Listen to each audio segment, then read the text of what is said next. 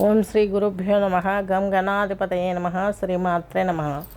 ఈరోజు మనము ఈ యొక్క గోచారం దశ రాశులలో రెండవ పక్షం మే నెల రెండవ పక్షం గోచారం ఎలా ఉందో తెలుసుకుందాము. శని వచ్చేసి మీనంలో ఉన్నారు, రాహు వచ్చి కుంభంలో ఉన్నారు, సింహంలో కేతువు ఉన్నారు, బృహస్పతి ఈ యొక్క మిథున రాశి సంచారం చేస్తున్నారు, శుక్రుడు బుధుడు గురువు ఈ యొక్క మిథున రాశిలో ఉన్నారు, రవి బుధులు వచ్చేసి ఈ యొక్క వృషభ రాశిలో ఉన్నారు, చంద్రుడు కుజుడు వచ్చేసి మీకు మేషరాశి సంచారం చేస్తున్నారు. ఇప్పుడు రవి వచ్చేసి 15వ తేదీ వృషభంలోకి వస్తారు, 29వ తేదీ బుధుడు వృషభం వీరి మిథునంలోకి వస్తాడు, 14వ తేదీ మిథునంలోకి శుక్రుడు వస్తారు, 14వ తేదీ 5వ నెల వృషభంలోకి బుధుడు వస్తారు. ఇది గోచారం. ఈ గోచారం తీసుకున్నట్లయితే ముందుగా మేషరాశి తీసుకున్నట్లయితే అశ్వని నక్షత్రం 4 పాదాలు, భరణి నక్షత్రం 4 పాదాలు, కృతికా నక్షత్రం 3 పాదాలు, కృతికా నక్షత్రం 1 పాదం కలిపి మేషరాశి మేషలగ్నం కిందకి వర్తిస్తుంది. మేషరాశి మేషలగ్నం వారికి మీకు పంచమాధిపతి అయినటువంటి యొక్క రవి చంద్రులు తీసుకున్నట్లయితే మీకు 2వ ఇంట్లో ఉన్నారు. చంద్రుడు వచ్చేసి మీ రాశిలోనే సంచరిస్తున్నారు, కుజుడు కూడా మీ రాశాధిపతి అష్టమాధిపతి మీ రాశిలోనే ఉన్నారు.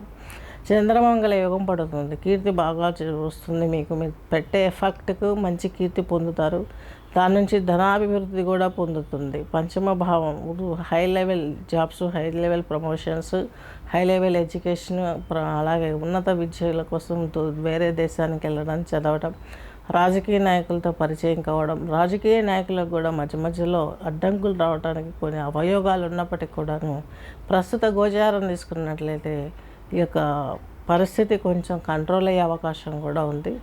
తర్వాత మనకు మే నెలలో జూన్లో కొంచెం ఇబ్బందికరంగా ఉంటుంది. ఈ 15 రోజులు మాత్రం ఈ గోచారం తీసుకున్నట్లయితే రవి బుధులు మీకు 2వ ఇంట్లో ఉండడం, 3వ ఇంటి అధిపతి అలాగే 6వ ఇంటి అధిపతి అయినటువంటి బుధుడు 2లో ఉండడం, అలాగే రవి వచ్చేసి మీకు పంచమాధిపతి ఈయన కూడా మీకు 2వ హౌస్లో ఉండడం అనేది కొంచెం ఈ భావాలు దెబ్బతింటాయి. ఎలాగంటే మీకు ఈ యొక్క తృతీయాధిపతి అంటే స్కిన్కి సంబంధించినటువంటి అలర్జీస్ రావడం, హార్మోన్ మజిల్స్ ఇన్వెస్ట్మెంట్ వీటి గురించి. నెక్స్ట్ వచ్చేసి గురువు వచ్చేసి థైరాయిడ్ ఒళ్ళు రావడం, హార్ట్కి సంబంధించినటువంటి ప్రాబ్లమ్స్. నెక్స్ట్ శుక్రుడు స్త్రీ సంబంధమైనటువంటి అనారోగ్య సమస్యలు, ఫ్యామిలీ బర్టన్స్ ఇవన్నీ యోగే అవకాశాలు స్పష్టంగా గోచరిస్తున్నాయి. వీటి నుండి మనం బయటపడడం ఎలాగా? లక్ష్మీదేవి పూజలు చేసుకోవాలి. అలాగే మేము పదే పదే చెప్తున్నాను, ఇంద్రాణి స్తోత్రం పీస్ఫుల్గా ఉంటుంది, ఇంద్రానికి చాలా బాగుంటుంది.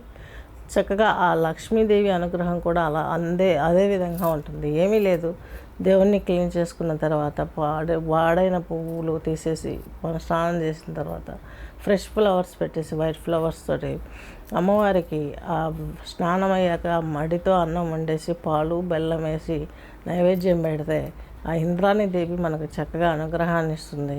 ఆమె స్తోత్రాన్ని వింటూ యోగముద్రలో కూర్చొని మీకు యొక్క లోటస్ ఫ్లవర్ యోగముద్రలో కూర్చొని ఆ స్తోత్రాన్ని ఇయర్ ఫోన్స్ పెట్టుకొని వింటూ ఫోకస్ చేయండి, వాయిస్ ఎయిర్ పైన ఫోకస్ చేయండి, శ్వాస పైన ఈ ముద్రలో కూర్చొని చేసిన తర్వాత మీకు అమ్మ అనుగ్రహం చాలా స్పష్టంగా గోచరిస్తుంది. ఈ దోషాలన్నీ నివృత్తి అయ్యే అవకాశం ఉంది.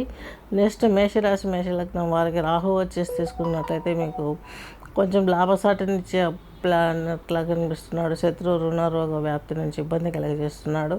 నెక్స్ట్ వచ్చేసి కుజుడు ఇప్పుడు శనితో రాహుతో ఉన్నప్పుడు చాలా వరకు అన్ని రాసుల వారికి కూడా ఆల్మోస్ట్ రక్త దోషాలను కొంచెం పుళ్ళు అంటాము, వీటికి సంబంధించినటువంటి అనారోగ్యం కలుగుతున్నాయి. అది కూడా తలకు సంబంధించినటువంటి అవకాశాలు ఎక్కువ ఉన్నాయి. దీని నుంచి బయటపడడానికి మీకు బుధాదిత్య యోగ స్తోత్ర పారాయణ చేయండి. అలాగే ఈ యొక్క రవికి ఆదిత్య హృదయ స్తోత్రాన్ని పారాయణ చేయండి. విష్ణు సహస్రనామంలో మీ లగ్నానికి మీ రాశికి సంబంధించిన నక్షత్రంలో పాదాన్ని చూసి డిసైడ్ చేయడం జరుగుతుంది. ఏదో బ్లైండ్గా విష్ణు సహస్రనామంలో నాది ఈ నక్షత్రం పాదం అని చేసుకోవడం చాలా తప్పండి. ఆ నక్షత్రం అధిపతి ఎక్కడున్నాడు, ఆ గ్రహాధిపతి ఎక్కడున్నాడు, వాళ్ళని ఎలా చూడాలి, ఎక్కడ ఏ స్తోత్రాన్ని ఇవ్వాలని చాలా డెప్త్గా ఆలోచించాలనే విషయం ఉంటుంది. కాబట్టి ఒకసారి కన్సల్ట్ చేసినట్లయితే బాగుంటుంది. నెక్స్ట్ వచ్చేసి ఈ గోచారం అనేది 40-30% పనిచేస్తుంది జీవితం పైన. మరలా మనం వ్యక్తిగత జాతకాన్ని చేయించుకున్నట్లయితే క్లియర్గా మనకు అన్ని షార్ట్కట్లో మూవ్ అయ్యే అవకాశం స్పష్టంగా గోచరిస్తుంది. నెక్స్ట్ వచ్చేసి ఇక కేతు వచ్చేసి మీకు పంచమంలో ఉన్నారు కాబట్టి పంచమ కేతు కొంచెం వైరాగ్య భావాన్ని, యోగా ఇలాంటి వాటిల్లో కొంచెం మీకు ముందడుగు పడికే అవకాశం స్పష్టంగా గోచరిస్తుంది.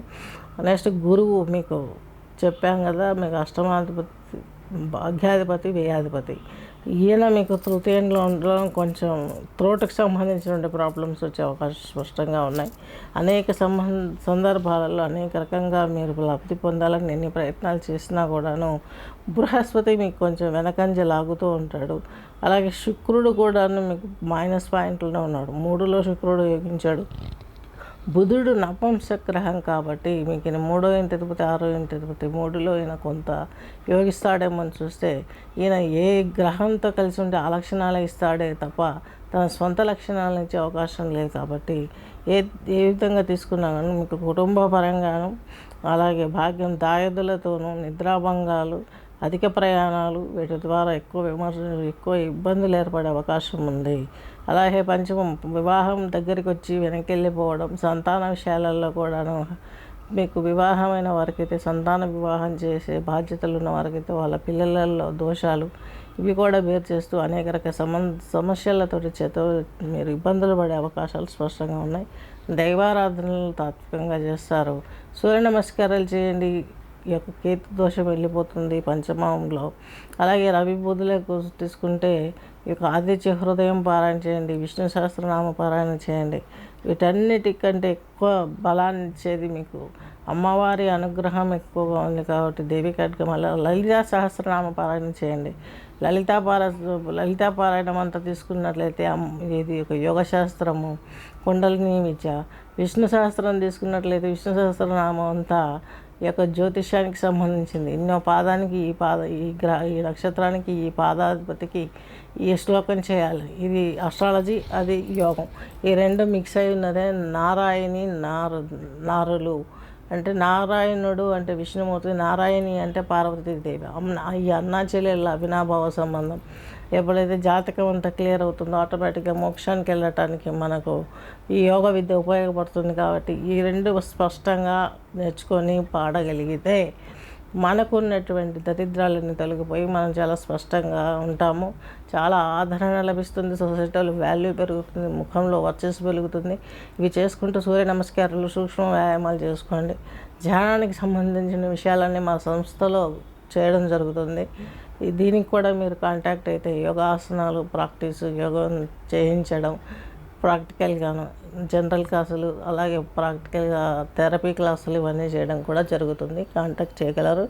నెక్స్ట్ వచ్చేసి మీకు జీవితంలో అస్పష్టమైనటువంటి వ్యక్తులతో ఆసరాపడతారు. తద్మూలకంగా మీకు కొంచెం టైము, మనీ వృధా అన్నట్టుగా ఉంటుంది. దాని నుంచి బయటపడాలంటే శని స్తోత్రం పారాయణ చేయండి. శనికి సంబంధించినటువంటి ఈ యొక్క దశరథ కృత శని స్తోత్రం లేదా ఒకసారి తైలాభిషేకం చేయించుకోవడం మూలంగా ఈ యొక్క మేషరాశి, మేషలగ్నం వారికి జాబుల్లోనూ పెద్దవాళ్ళతోనూ అండదండలు స్ట్రాంగ్ అయ్యి మీకు మంచి జరిగే అవకాశం 100% ఘోషిస్తుంది. స్వస్తి.